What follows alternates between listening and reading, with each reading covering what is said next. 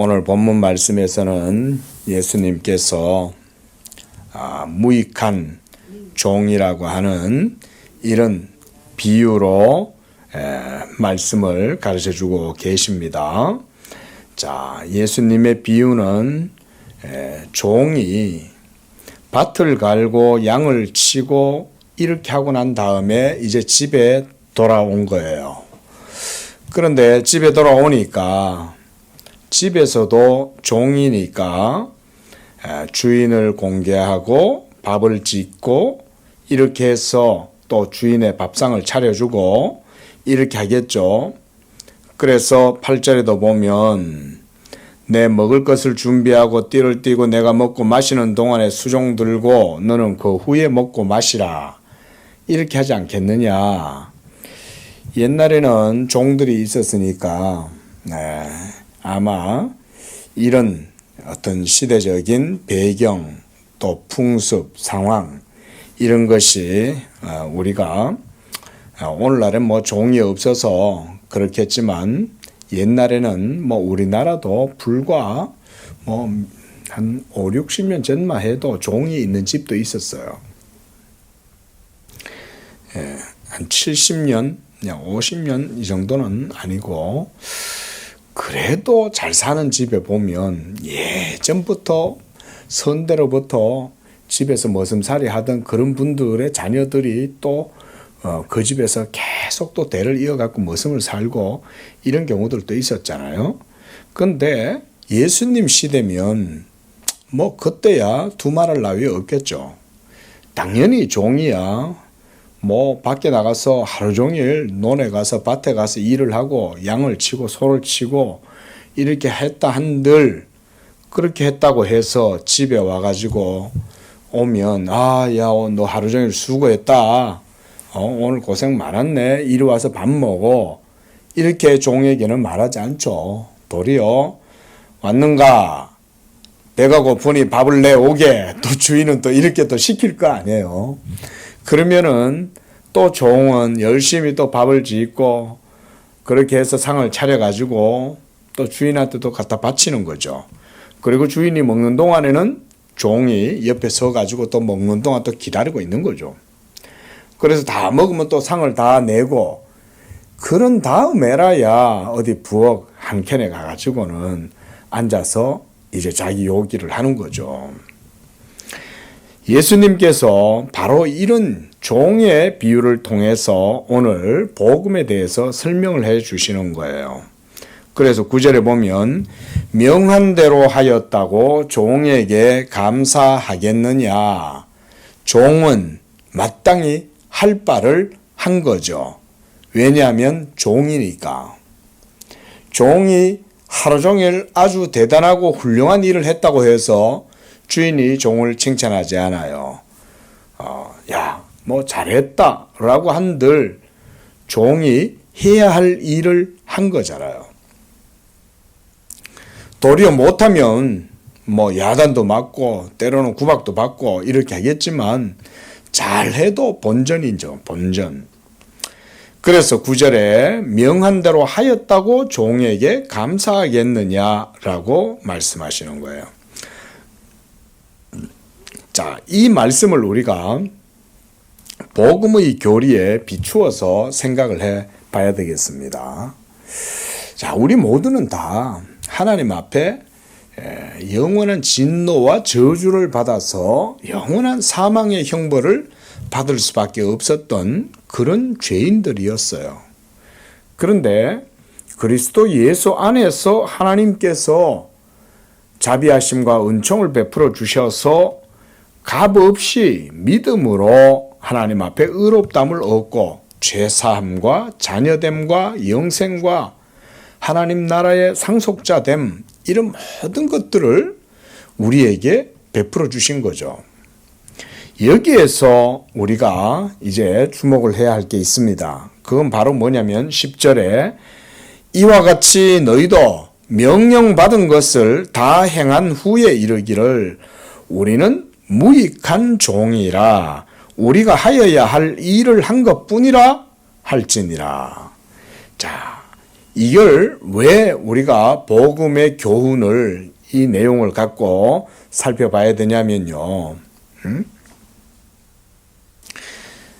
우리가 예수님을 믿고 그다음 그 믿음으로 의를 행하고 선행을 행했다고 할 때, 그러면 우리가 선행을 행했다고 해서 그것으로 인하여 하나님 앞에 그 선행을 자랑할 수 있느냐 이 말인 거예요.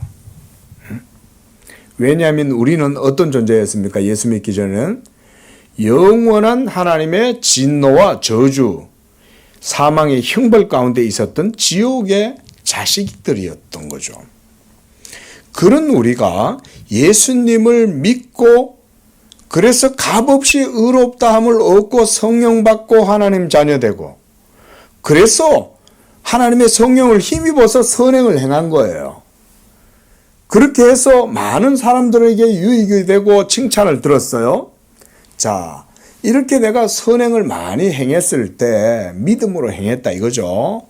그러면 그 선행의 공로는 내 것이 될 수 있느냐? 될 수 있습니까? 아니죠.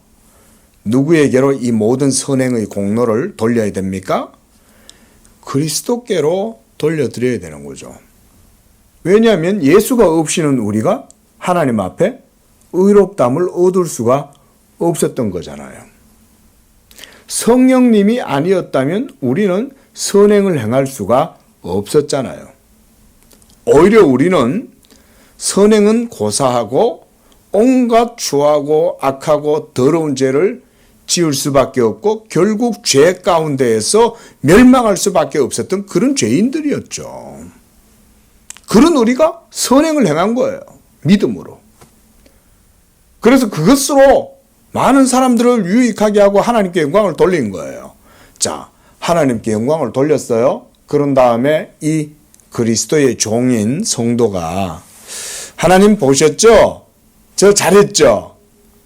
저 칭찬받아 마땅하죠? 라고 이렇게 말할 수 있냐 이거예요. 아니죠. 모든 영광을 하나님께 다 돌려야 되는 거예요. 내가 선행을 행한 거예요. 분명히 하나님이 기뻐하시는 거예요. 그렇다 할지라도 우리는 뭐라고 고백해야 됩니까? 10절에 너희도 명령받은 것을 다 행한 후에 이르기를 우리는 무익한 종이다 라고 이렇게 하나님 앞에 고백해라 이거예요. 이런 마음과 이런 겸손함으로 복음적 순종의 삶을 살아라. 이게 복음적 겸손이죠. 물론 내가 선행을 행한 게 맞아요. 그런데 선행을 행할 수 있는 능력은 예수 믿음에서 나왔죠. 또 어디서 나왔어요? 성령의 능력을 힘입어서 선행을 행한 거죠. 하나님께서 또한 내 선행을 기쁘게 받아주실 수 있는 것도 내가 의로워서가 아니죠. 그리스도 예수로 말미암아 하나님이 우리의 모든 행위도 의롭다고 받아주시는 거죠. 그랬을 때 우리가 하나님 앞에 자랑할 수 있느냐 이거죠. 내가 했죠. 하나님 보셨죠. 저 잘했죠. 저 상 주셔야 되는 거 아니에요? 이렇게 말할 수가 없는 거죠. 충성스럽고 지극한 열정을 가지고 진지하게 모든 일들을 다 행했을지라도 우리는 저는 무익한 종입니다 라고 하나님 앞에 고백해야 된다 이건 거예요. 오늘 이 본문 말씀을 제가 이제 이 12절의 내용과 맞추어서 이렇게 정해서 말씀을 드리는 건 뭐냐면 로마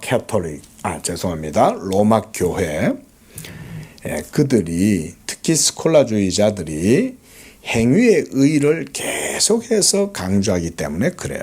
우리가 지난주에도 봤듯이 예수를 믿을 때는 하나님의 은총을 힘입어서 예수를 믿었다라고 말하고 난 다음에 예수 믿고 난 이후에는 이제 율법에 대한 순종으로 삶을 살아야 된다.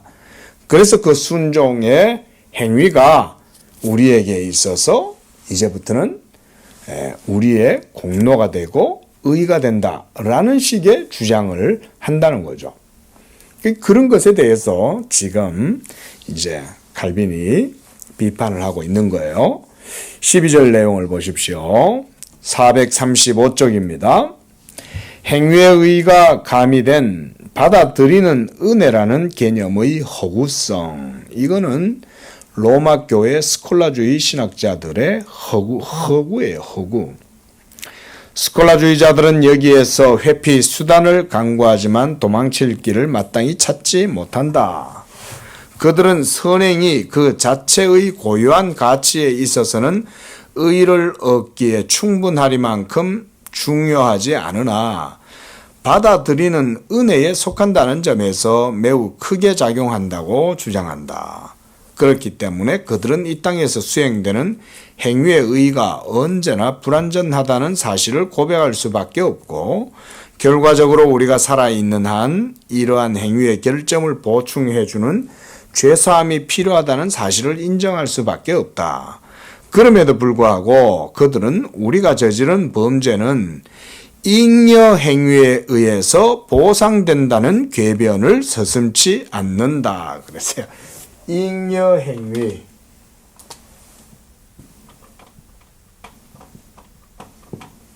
잉여라는 말 아시죠? 예, 남는다는 얘기잖아요. 그렇죠? 자, 여기 보면 이 얘기죠. 다시 보세요. 그 바로 위에 줄. 이러한 행위의 결점을 보충해주는 죄사함이 필요하다는 사실을 인정하지만, 그러니까 예를 들어서 우리가 죄를 수치로 나타냈을 때 10이라고 합시다. 자, 우리가 이제 이런 죄를 저질렀어요. 그러면 이 죄를 10을 저질렀으면 이 10만큼 죄를 변제할 수 있는 어떤 이제 그만큼 상응하는 어떤 가치가 또 10이 있어야 되겠죠. 그렇죠? 그렇죠? 그래야 이게 변제가 될 거 아니에요. 응? 이걸로 값을, 이 죄값을 치르니까. 그래야 이게 이제 우리말로 그냥 퉁치죠. 그렇죠? 변제가 되잖아요. 그런데 여기에서 스콜라주의자들은 잉여 공로라고 그래요. 잉여 공로란 말은 이게 지금 사제인 거예요. 사제가 자기의 어떤 은사나 영적인 어떤 실력 이런 걸 가지고서 이 사람이 선행을 행하는데 10만 있으면 10으로 이걸 변제해버리면 더 이상 자기에게 남는 게 없겠죠. 그죠? 맞잖아요. 10을 가지고 이걸 다 변제해버렸으니까 남는 게 없죠. 그런데 잉여 행위는 뭐냐면, 잉여 공로는 뭐냐면 10만 있는 게 아니라 이 사람이 선행을 더 많이 해가지고 15를 가지기 때문에 나머지 5가 남은 거야. 예? 이게 이제 잉여죠. 남겨놓은 거죠. 그래서 이 5만큼 남았어요. 그러면 이 5만큼에 대한 공로는 보상을 받는다라는 개념을 갖고 있는 거예요. 얼마나 개변해요. 그죠? 이런 말도 안 되는 얘기를 스콜라주의자들이 로마 교회가 주장을 했던 거예요. 사제들이. 예? 그러니까 사제들에게는 잉여 공로가 있어요. 그래서 이 공로를 남았으니까 이거 어떻게 해요? 남았는 거 다른 사람한테 나누어 줄 수 있죠. 그렇죠? 신도가 로마 교회 신도가 와가지고 기도를 해 주십시오. 이러면 자기 공로 남은 거 잉여 공로 가지고 나눠 주는 거예요. 응? 이게 잉여 공로예요. 잉여 행위. 행위의 공로가 쌓여 있는 거죠. 저축돼 있는 거죠. 디파짓돼 있는 거죠. 그 남은 이걸 가지고는 보상을 받을 수도 있고 다른 사람을 위해서 쓸 수도 있어요. 이런 궤변을 늘어놓는 거예요. 나는 그들이 말하는 받아들이는 은혜는 다름 아닌 하나님의 값 없는 선하심이라고 대답하고자 한다. 그 선하심 가운데 아버지는 그리스도 안에서 우리를 안으시고 우리가 그리스도의 무죄함으로 옷 입게 하시며 그 무죄함을 우리의 것으로 받아들이는 복을 베푸신다. 우리가 거룩하고 순수하며 무죄하다 여김을 받는 것은 이러한 은혜로 값 없는 거죠. 그죠? 은혜니까 값 없이 우리가 이런 은혜를 받는 거죠. 왜냐하면 오직 그리스도의 의만이 우리를 위한 후견인으로서 하나님의 법정에 서서 그의 눈앞에서 우리를 위하여 변호할 수 있기 때문이다. 하나님의 심판의 보좌 앞에서 여러분들의 모든 살아오면서 지은 죄에 대한 그 모든 죄를, 무죄를 누군가가 여러분을 대신해서 주장할 때, 변호할 때, 그걸 누가 변호할 수 있냐? 오직 예수 그리스도만이 우리의 의를 변호할 수 있다는 거죠. 이 의로 준비되어 있기 때문에 우리는 믿음 안에서 지속적인 죄사함을 얻게 된다. 이런 거는 이제 꼭 기억하시고 마크를 잘 해놓으세요. 이 의, 즉 그리스도의 만족. 이것은 이제 우리가 이런 표현 쓰면 되겠죠. satisfactio, 그렇죠? 그리스도의 만족.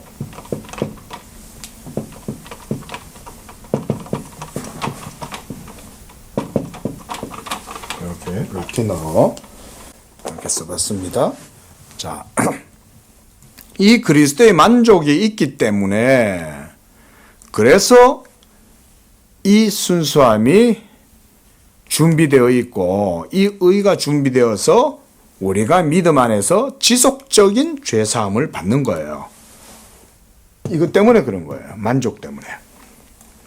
이게 아니면 우리는 지속적인 죄사함을 누릴 수가 없습니다.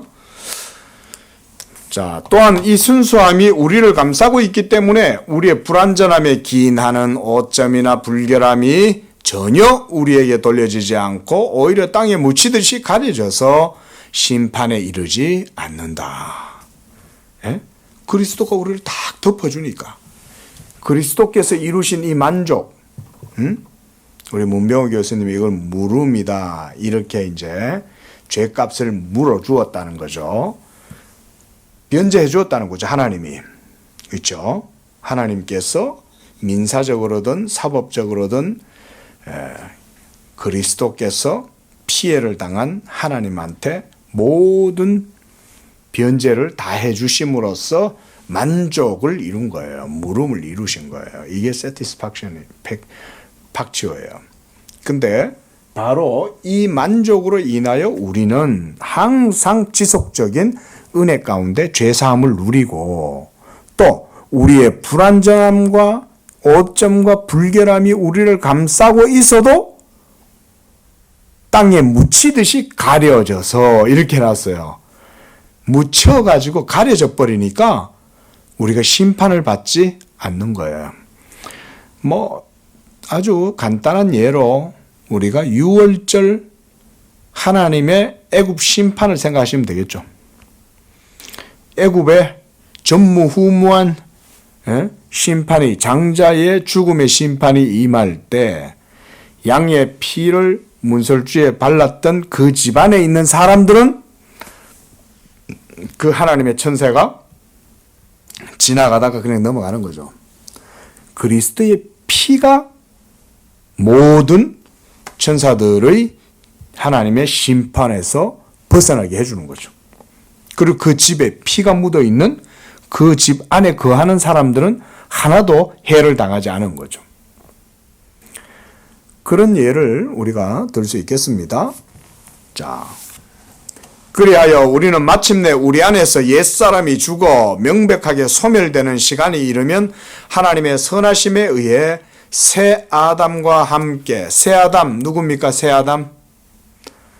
새 아담은 누구예요? 첫째 아담은 우리의 시조인 아담 할아버지인 거고, 새 아담은 중보자 예수 그리스도를 새 아담이라고 그러는 거예요.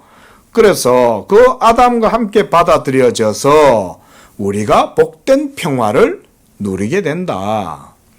그러므로 썩지 않을 몸들이 받아들여져서 우리가 천국의 영광 속으로 들어가게끔 옮겨지게 되는 주의 날을 기다리도록 하자. 자, 13절 보성론을 합리화하기 위한 잉여 행위 개념의 허구성. 자, 이제 요 얘기죠. 좀 전에 우리 잠깐 봤어요.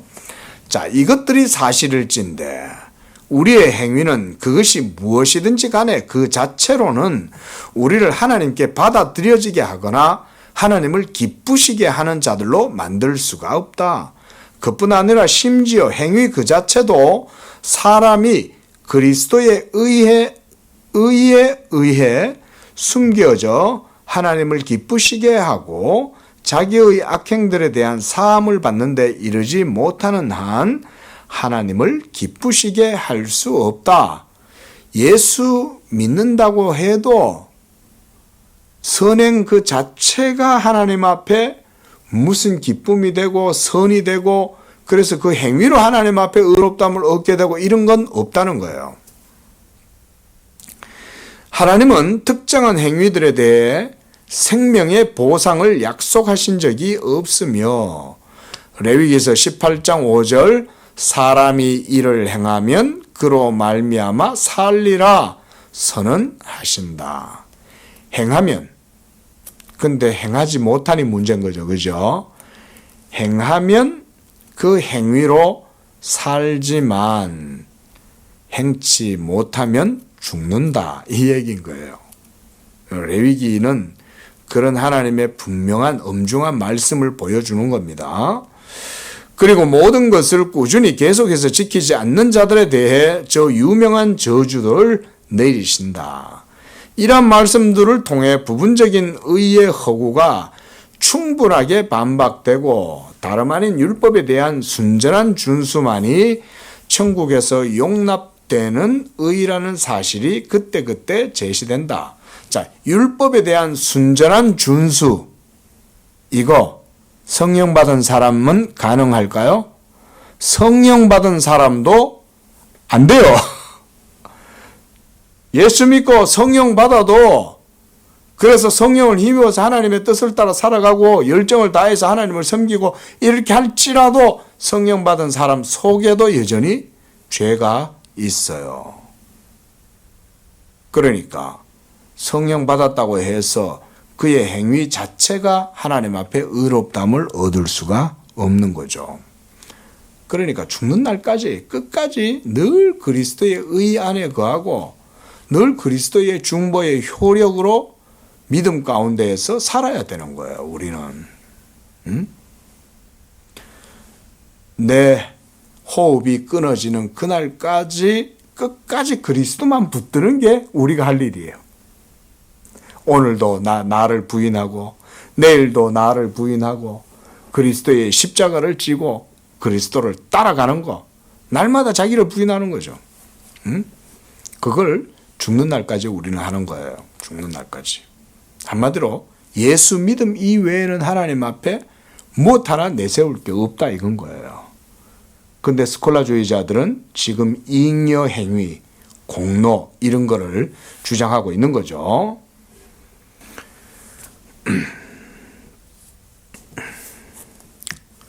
자, 고단 문단. 잉여 행위가 충분한 보상을 제공한다는 그들의 입에 베인 헛은 소리는 더 이상 설 곳이 없다. 왜 그런가? 무엇 때문에 그들은 언제나 이미 몰려났던 자리로 다시 돌아가서 율법을 부분적으로 지키는 자는 그만큼 행위로서 의롭게 된다고 주장하는가? 왜 이런 주장을 할까요? 왜 자꾸 이런 주장을 하는 걸까요? 왜 그럴까요? 뭐 때문일까요?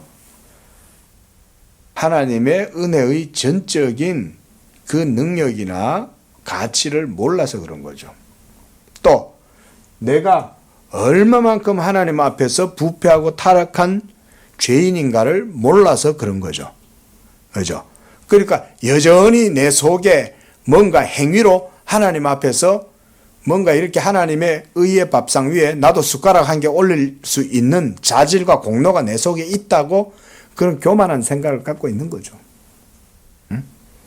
그러니까 예수 믿고 구원받는 거는 은혜로 받는다라고 말은 하는데 이제 예수를 믿었으면 믿고 난 이후에는 착한 일을 통해 가지고 그 착한 선행을 통해서 내 공로의 그런 이제 공로를 잉여 가치를 내한테 채우는 거죠.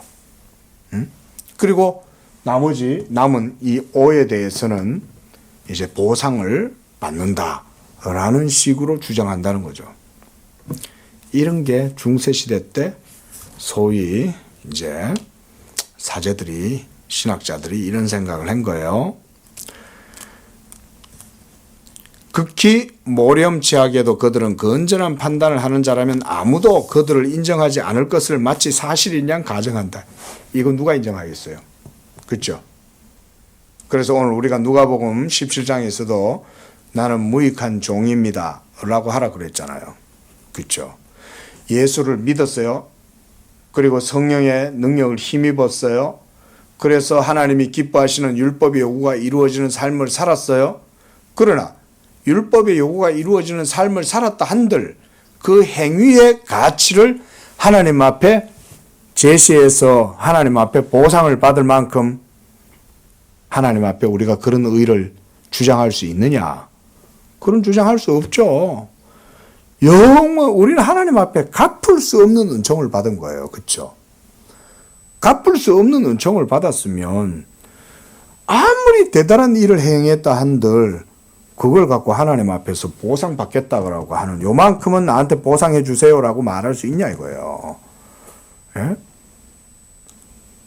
그리스도의 은총으로 억만 가지 저주와 모든 지옥 형벌, 사망의 형벌을 벗어났는데 우리가 거기에서 이제 뭘 또 주장해갖고 하나님 앞에 보상을 받겠냐 이건 거예요. 한번 생각을 해보시라는 거예요. 그렇죠? 예수님이 말씀하신 누가복음 17장 7절에서 10절의 내용은 그런 얘기인 거예요. 우리는 갚아도 다 못 갚아요. 하나님 앞에. 그래 정말 믿음이 좋아서 하나님 내가 일평생 주님과 주의 영광만을 위하여 살겠나이다 이러고 일평생 했어요. 그런 다음 마지막에 뭐라 그래야 돼요? 나는 무익한 종입니다. 이렇게 말해야죠. 사도 바울이 스테반 집사님이 초대교회 때 그렇게 숭고한 삶을 살았던 그리스도인들이 하나님 앞에 가가지고 저 지상에 있는 동안 인내하고 순교도 당하고 하나님 영광 위해서 열심히 살았죠. 하나님 앞에 가가지고 그러면 그거 주장할 수 있냐 이거예요. 예? 주장할 수 없죠. 또 이런 예화도 있죠. 예수님께서 천국에 갔는데 어떤 사람들은 주여 나는 주를 위하여 이것도 하였고 저것도 하였고 저것도 행하였나이다. 이러니까 예수님이 나는 너를 모른다. 이렇게 말씀하시는 거죠. 근데 예수님이 그 옆에 있는 또 다른 사람 보고는 너는 나를 위하여 이것도 행했고 저것도 행했고 저것도 행했다. 근데 그 사람이 뭐라 그래요? 주님한테 주여 제가 언제 그런 일을 행하였나이까? 라고 이렇게 묻는 거죠.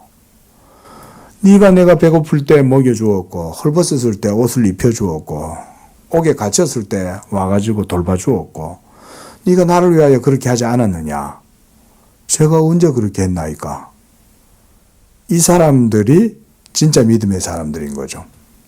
실제로 그 사람이 많은 일들을 한 거죠. 주님의 보시기에 아름다운 일들을 많이 한 거죠. 옥에 갇힌 자도 돌보고, 가난한 자들도 돌보고, 헐벗은 자들 옷을 덧입혀주고, 먹을 걸 먹여주고, 치료도 해주고, 이렇게 돌봐주었던 거예요.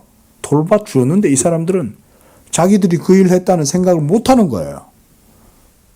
왜 그럴까요? 그 사람들은 왜 자기들이 그런 선행을 행했는데도 그걸 기억을 못 하는 걸까요? 뭐 때문일까요? 죄를 갚아줄 수 있는 이 은총과 능력은 그 어떤 값으로도 비교할 수 없는 거예요. 일평생 빈자들을 위하여 돌보고 무슨 뭐 간디처럼 살았다 한들 그 사람들은 이 갚을 수 없는 은총 앞에서 자기가 행한 모든 것들은 부끄러울 뿐이에요. 우리가 하나님 앞에 천국에 간다는 사실 한번 생각을 한번 해보십시오. 그게 은혜 아니겠어요? 그렇죠? 천국 가갖고 우리가 뭘 상급 받겠다고 하나님 앞에 뭐 이렇게 자랑할 수 있는 게 뭐가 있어요?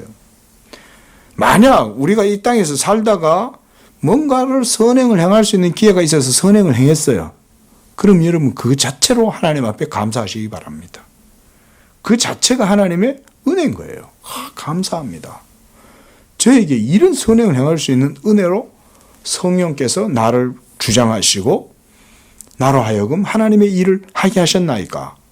감사합니다. 하나님의 은혜로 이 쓸데없는 자, 쓸데없는 자인데 그런 쓸데없는 자에게 하나님이 은총을 주셔서 선을 행할 수 있게 하셨다는 거죠. 그게 누구 거냐 이건 그게. 그 선을 행할 수 있는 능력 자체도 믿음의 능력에서 나오므로 모두가 다 그리스도에게서 우리에게 주어지는 거죠. 자, 그래서 여호와는 누차 친히 증언하시듯 자기의 율법에 대한 완전한 준수가 없는 이상 그 무슨 행위의 의도 인정하지 않으신다. 의가 결여되어 있으면서도 그것으로 인해 모든 영광을 빼앗기지는 않는 듯이 보이게 하려고, 즉 하나님께 전적으로 굴복한 것처럼 보이지 않게 하려고 몇몇 행위의 작은 부스러기들을 자랑하고 보석을 통하여 없는 것을 사서 대신 채우려고 하는 사악함은 과연 무엇인가? 칼빈같이 정확하게 꿰뚫러 보고 있으니까 이런 표현도 쓸 수 있는 거죠. 예? 뭐라 그랬어요? 몇몇 행위의 작은 부스러기들. 크리스마스 때? 예? 크리스마스 때 라면 몇 박스 들고 고아원에 찾아가가지고 한 거지. 자선 냄비에 10,000원짜리 하나 넣어준 거지. 몇몇 행위의 작은 부스러기들. 근데 그거 행했다고 하나님 앞에 나 요만큼 했죠. 이거 보상 주세요. 이렇게 말하면 하나 갚을 수 없는 은혜. 응? 이걸 뭘로 갚아요? 우리의 모든 죄값을 무엇으로 갚냐고요? 우리의 그 어떤 것을 다 드려도 갚을 수 없죠. 하나님이 우리를 택하시지 않았으면 우리가 구원받을 수 있어요? 그렇죠? 선택이 그래서 하나님의 자비에서 나오는 거예요. 선택을 그래서 우리가 자비하고 연결시키는 거예요. 하나님의 은총으로. 무한한 하나님의 자비 가운데 우리를 택하셔서 모든 죄를 사해 주시고 믿음으로 이제 의를 행할 수 있는 이 능력도 주시고 은혜도 주신 거예요. 이해되시죠? 지금 이 얘기가? 이게 잘 이해가 안 되면요, 죄사함의 이 기쁨이 없어서 그래요. 그리고 우리가 얼마나 전적으로 타락하고 부패했는가에 대해서 몰라서 그래요. 그걸 모른다면 전적 부패 타락, 이거를 모른다는 말은 예수님을 믿는 것은 옵션이다 이 말인 거예요. 모른다는 거. 예수 안 믿어도 되는데 믿고 안 믿고 선택의 문제지 필수적인 문제는 아니야. 근데 전적인 타락과 부패를 알면 어떻게 되겠어요? 오직 예수밖에 없다라는 믿음을 갖겠죠. 그리고 오직 예수밖에 없다는 믿음을 가진 사람은 이거 주장하겠냐고요, 이거를. 예? 그렇죠. 모든 걸 다 행하고 난 이후에 나는 무익한 종이라 마땅히 행할 바를 행하였나이다 라고 말하는 게 복음의 신앙이죠. 보석은 이미 위에서 강력하게 분쇄되었다. 그러므로 꿈에서라도 마음속에 떠올려서는 안 된다. 이런 어리석은 말을 하는 자들은 그것이 하나님 앞에 얼마나 가증스러운 죄인지 깨닫지 못한다. 진실로 그들은 사람들의 의를 전부 한 무더기로 쌓아 올려도 단 하나의 죄도 보상할 수 없다는 사실을 이해했어야 함에도 불구하고 그렇지 못하다. 자, 내가 아까 요거 인용을 설명하려고 제가 10이라는 수치를 적었는데요. 사실은 우리가 하나님 앞에 지은 모든 죄에 대한 변제는 우리의 목숨으로도 못하죠. 그렇죠? 내가 목숨을 바쳐서 드릴지라도 내 목숨으로 죄값을 치를 수는 없어요. 왜? 아니 사형수가 우리 이런 예들 있죠. 사형수들이 이제 형무소에 있단 말이죠. 그런데 이제 어떤 사형수가 이제 사형을 오늘 이제 집행이 되는 거예요. 뭐 울면서 한탄을 하면서 막 질질 끌려가는 게 너무 불쌍해서 옆에 있던 한 죄수가 저기 교도관님 그 사람을 그 사형수를 대신해서 제가 대신 죽어주겠습니다. 됩니까 안 됩니까? 왜 안 됩니까? 왜 안 돼요 이게? 지도 사형수인데 누구 죄를 위하여 지가 죽여주겠다는 거예요. 그렇죠? 그 사람의 사형 형벌은 자기의 죄값을 치르는 거죠. 사형죄를. 그렇죠? 그런데 지도 사형수면서 누구 다른 사람의 사형죄를 자기가 대신 짊어지고 죽어준다? 그럴 수가 없죠. 지도 지 죄값 치르려면 지도 죽어야 되는데. 그러니까 제가 뭐 10이라는 표현을 썼지만은 사실은 우리는 뭐 어떤 것으로도 갚을 수 없는 죄인이죠. 그 칼빈도 지금 여기서 그 얘기하는 거예요. 사람들의 의를 전부 한 무더기로 쌓아 올려도 단 하나의 죄도 보상할 수가 없는 거예요. 단 하나의 죄조차도. 그만큼 우리의 전적인 부패와 타락이 크다는 것을 생각해야죠. 근데 그랬던 우리가 예수를 믿고 의롭다함을 얻고 성령으로 거듭나고 새 생명의 존재가 된 거예요. 그 새 생명의 존재가 되고 난 다음부터는 그럼 내가 의를 행하고 난 다음에 그 의를 내가 자랑할 수 있겠어요? 이렇게 이제 그거 남은 건 내 거지. 이렇게 할 수 있냐고요. 없잖아요. 당연한 거 아니겠어요? 예?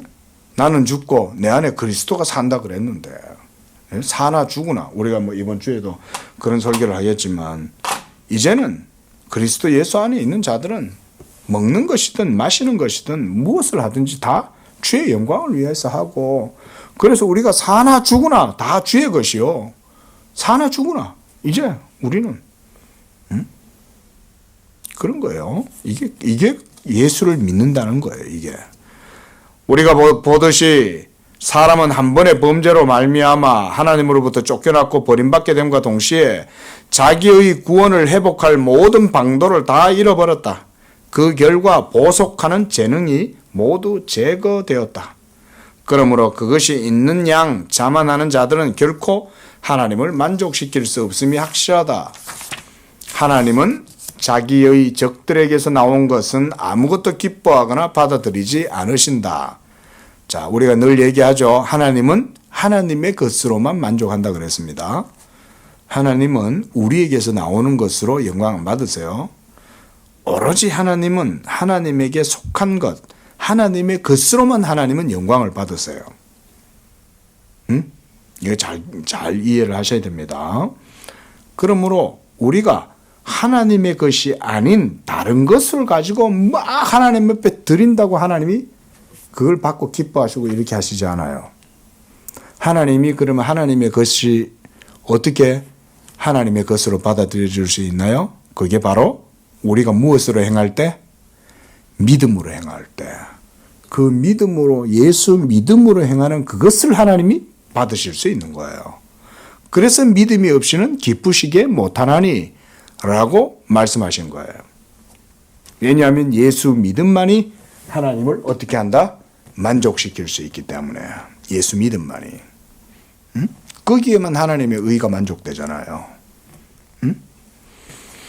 실로 하나님이 정하셔서 죄를 돌리시는 모든 사람은 그의 적들이다. 그러므로 주님이 우리의 어떤 행위를 돌아보시기 전에 우리의 죄가 먼저 가려지고 사해져야 한다. 이로부터 죄사함이 값없이 주어진다는 사실과 어떤 형태로든 여기에 보석을 끼워 넣으려고 하는 스콜라주의자들이죠. 그러한 사악하게 모독하고 있다는 사실이 결론적으로 도출된다.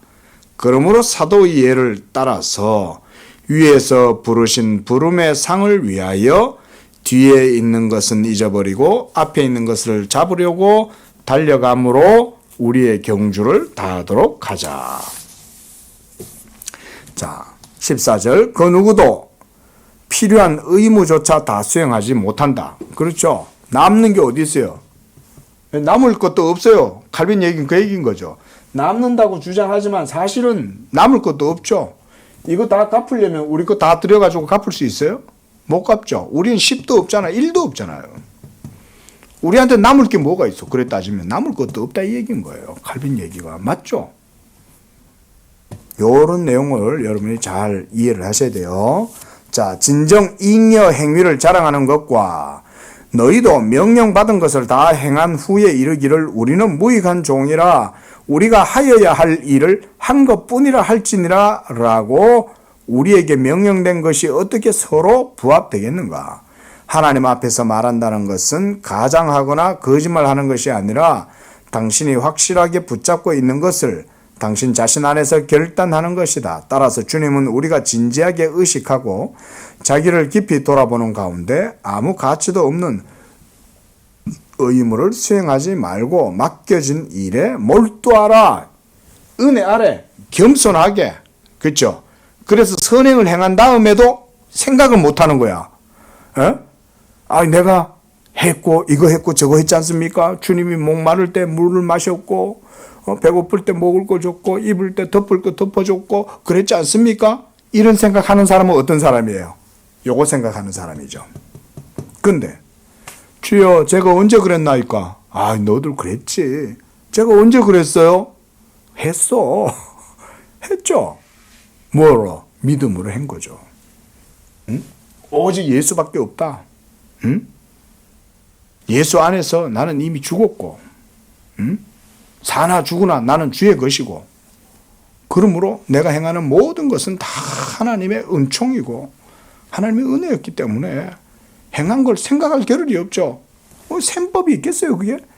계산할 수 있겠냐고요. 내가 요거 했지, 요거 했지, 요거 했지, 이렇게 적어 놓을 수 있냐고요, 우리가 그런 거를. 응? 적을 만큼 우리가 그렇게 어렵습니까? 그런 게 없죠. 그래서, 자, 방금 읽었던 그 문단 제일 밑에서 네 번째 줄 보세요. 주님의 말씀을 통하여 사람들의 모든 의가 명령받은 것 하나에도 미치지 못함을 깨닫게 된다. 그렇다면 이 적정한 양을 채우기에는 너무나 요원한 우리가 감히 우리의 열의가 필요한 의무를 채우고도 남아서 쌓일 만큼 넘친다, 잉여된다라고 어떻게 자랑할 수 있겠냐 이거예요. 에? 이 죄를 이게 우리가 10가지의 선행으로 이걸 보석하고 그러고도 5개가 남을 만큼 있냐 이거예요. 우리가 이걸 갖고 이걸 다 못 갚죠. 그렇죠? 남은 것도 없죠. 사실은 없는데 있다고 생각하고 있는 거죠. 이해되시죠? 자, 이런 얘기예요. 자, 이게 스콜라주의자들의 행위의 의의를 여전히 이런 식으로 궤변을 일삼아가면서 주장하고 있는 거죠. 15절. 하나님이 우리에게 요구하시는 것들 중에 잉여 행위에 속한 것은 없다. 그런데 그들은 이 사안을 바울이 고린도 교인들을 가운데 하고자 했으면 할 수 있었던 마땅한 권리 행사를 자발적으로 포기하고 그들을 위하여 자기에게 맡겨진 의무를 다하였을 뿐만 아니라 아무 대가 없이 그 이상으로 헌신했을 자랑하는 말씀에 부적절하게 적용한다. 그러나 그들은 사도의 행위가 약한 자들을 걸려 넘어지게 하는 것이 되지 않기를 바랐던 그곳에서 제시된 이유에 대해 주의를 기울여야 했다. 이거는 이제 스콜라주의자들이 사도 바울이 초대교회 때 사역을 하면서 여기 보면 두 번째 줄에 마땅한 권리 행사를 자발적으로 포기했고 이런 게 선의의 공로가 되냐 이거예요. 예? 예를 들어서 우리가 이럴 수 있잖아요. 내가 이제 우리 로마서 14장에 보면 어떤 사람의 믿음은 고기를 먹을 믿음이 있어요. 어떤 사람은 믿음이 연약해서 야채를 먹을 수밖에 없어요. 채소를 먹어야 돼. 응? 근데 고기를 먹을 수 있는 이런 자유와 신앙의 담력을 가진 사람이 믿음이 연약한 형제를 위해서 배려를 해준 거야. 아, 저 사람은 고기를 못 먹으니까 내가 고기를 먹어서 저 사람의 마음을 시험 들게 하기보다 내가 고기를 먹지 않음으로 인해서 내가 참자. 자, 참았어요. 이 사람 착해요, 안 착해요? 착하죠. 그런데 그의 착한 행위를 잉여 공로로 생각할 수 있어요, 없어요? 그렇죠? 왜냐하면 그리스도께 순복하고 감사해서 그런 일 수천 번 해라 해도 수천 번 하고 난 다음에도 하나님 앞에 자기 의를 자랑할 수 없죠. 수천 번을 행했다 한들 그거를 하나님 제가 그래도 요만큼 했죠 라고 말할 수 없죠. 우리가.